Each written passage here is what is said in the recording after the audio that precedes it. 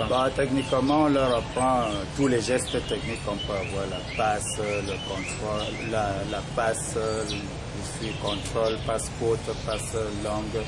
Avec ça, le contrôle, les amortis, le jeu de tête, les dribbles, les feintes, tout ce qui fait la panoplie du geste. Et quand un enfant arrive, vous commencez exactement par lui apprendre quoi? Disons qu'il faut commencer à l'adapter un peu à un travail méthodique, quoi. C'est-à-dire qu'on commence par l'éduquer. Il faut que sa course ressemble à une course de footballeur où il est léger sur ses appuis, où il n'agresse pas son corps, quoi. Mais surtout la légèreté des appuis et la qualité de ses appuis, la coordination de tout l'ensemble par rapport à la situation sur le terrain, quoi. Et comment la formation se poursuit quand l'enfant a déjà atteint peut-être la catégorie des cadets? Disons qu'au fur et à mesure qu'on évolue, on baisse au niveau de la technique, parce que la technique c'est au début. On attaque plutôt plus il y a plus de tactique, il y a plus de physique, quoi. Plus ça monte, plus c'est tactique, plus c'est physique, moins de technique. C'est-à-dire que si vous avez les U19, on parle plus tactique, plus physique. Et au sortir d'ici, qu'est-ce que vous comme conseil à un joueur que vous avez encadré pendant? Disons que dans l'encadrement, on leur apprend à être des combattants, quoi. C'est-à-dire qu'on leur apprend à rentrer dans la vie sportive avec tout ce qu'il y a comme concurrence. Donc c'est des joueurs qu'on apprête, qui sont prêts physiquement, qui sont prêts surtout mentalement, quoi. Parce que c'est là la difficulté, il faut être prêt à aller jouer, à aller se battre dans ce monde contre tout ce qui a, toute la concurrence sud-américaine, européenne, asiatique et même africaine, quoi. Quelles sont les difficultés que vous rencontrez dans la transition de ces techniques? De ces techniques de jeu, les difficultés que vous rencontrez? Je vous ai dit que la plus grande difficulté, c'est l'investissement. Sinon, les jeunes sont réceptifs et puis on a de la qualité au Cameroun. C'est censé être les meilleurs ici. On a de la qualité, on a de la bonne qualité. Donc, nos enfants sont réceptifs. Donc, ça veut dire qu'ils comprennent vite? Oui, ils comprennent vite. Parce qu'ils comprennent vite. En plus, on essaye de suivre leur cursus scolaire pour que ce ne soit pas seulement des joueurs du pied, mais des joueurs intelligents, quoi, que la tête dirige. Alors, en ce qui vous concerne en particulier, quel est le bilan que vous faites à l'issue des 2 années, 2-3 années? Je pense que la difficulté, c'est arriver à quelque chose de haut niveau qui n'existe pas sur place. Donc, c'est tout ce travail-là qu'il faut mettre en place. C'est là où il y a la difficulté, c'est le changement des habitudes. C'est la plus grande difficulté. C'est-à-dire que le footballeur africain en général, c'est vrai que ça a un peu évolué. Il est un peu lent, il travaille pas trop. Donc, c'est lui donner le goût du travail, le goût de la vitesse.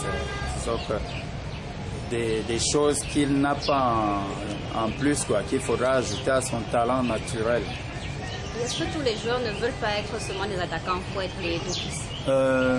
Non, pas forcément, puisqu'il y a des joueurs à d'autres postes. Il y a d'autres joueurs qui sont des idoles pour les jeunes. C'est vrai qu'Etofi, c'est le roi lion chez nous, mais ailleurs vous avez Mekon, vous avez des défenseurs à Barcelone aussi, le défenseur latéral droit brésilien, qui sont des idoles des... Il y en a beaucoup qui sont gardiens de but, qui veulent être gardiens de but à l'école. Oui, il y a une dizaine de gardiens de but. Mais disons qu'à chaque poste, il y a des joueurs qui sont... Ils ne sont pas complexés? Non, ils ne sont pas plus complexés. Non. Je pense que vous ne pouvez pas jouer tous les rôles. Vous jouez le rôle que vous avez à jouer. Vous ne cherchez pas à aller être attaquant alors que vous avez les possibilités, voilà, les prédispositions pour être gardien de but. Est-ce que vous êtes prête à rester longtemps ici à l'école de Brasserie? Je pense que c'est un cadre...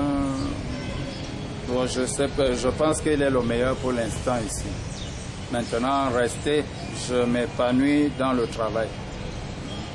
Il y a des terrains pour travailler. Il y a la connaissance, il y a des discussions possibles. dans le cadre de la direction technique. C'est-à-dire qu'on peut participer à l'évolution de la pensée footballistique ici chez nous. Donc je pense que ça peut aider à rester longtemps. Quelles sont vos relations avec les enfants que vous formez? Un tout petit peu de distance, mais beaucoup d'amitié, quoi. C'est une relation entre parents et enfants. Avec tout ce qu'il y a de moderne aujourd'hui. Hein. C'est pas le fouet, non, c'est la compréhension, l'explication, la discussion, à la limite même, parfois on est de leur côté, quoi. On essaye vraiment de les comprendre et d'accepter leurs caprices. La Coupe Top, c'est bientôt et on suppose qu'en tant qu'encadreur, vous allez forcément intervenir dans comment dire, la détection de ces talents-là. Qu'est-ce que vous pouvez déjà recommander aux enfants qui s'apprêtent à se lancer dans cette compétition?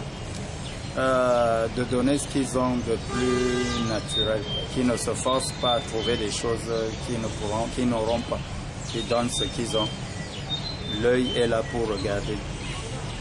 Ils donnent ce qu'ils ont. S'il est un latéral et qui monte, S'il est un latéral qui a un bon tacle, qui tacle bien. Si c'est un attaquant qui marque, qui se montre lui-même tel qu'il est, qui n'essaye pas de... Ça veut dire que, à vous entendre parler, on a l'impression que si un enfant lors de la Coupe Top s'illustre beaucoup plus en attaque et qui marque des buts, directement cet enfant frappe à votre œil ou quoi? Je pense que c'est naturel ça, quoi. Je pense que s'il marque des buts, il est attaquant, il ne va pas être... Est-ce que il ne vous est pas encore arrivé d'être déçu par un enfant que vous avez cru au départ, qui a les talents et qui a le problème donc d'évolution dans ces milieux, ça fait pas seulement partie du talent, du bagage, comment on va dire ça, technique quoi. Ça fait aussi partie du mental et c'est pour ça que je vous disais tout à l'heure, on fait une grande part de travail sur le mental. Pour qu'on n'ait pas de ce genre de déception d'un enfant qui est par exemple fatigué par les efforts ou par c'est une prison, hein, dorée peut-être, mais vous êtes toujours là, vous ne voyez pas les autres, vous êtes plus ou moins, vous êtes coupé du reste du monde. Mais il faut accepter ça pour réussir. Donc, on constate que généralement lors de la sélection finale, il y a plusieurs joueurs qui ont du talent. Qu'est-ce qui vous guide à la fin pour la sélection de ceux qui vont rester? C'est la fibre.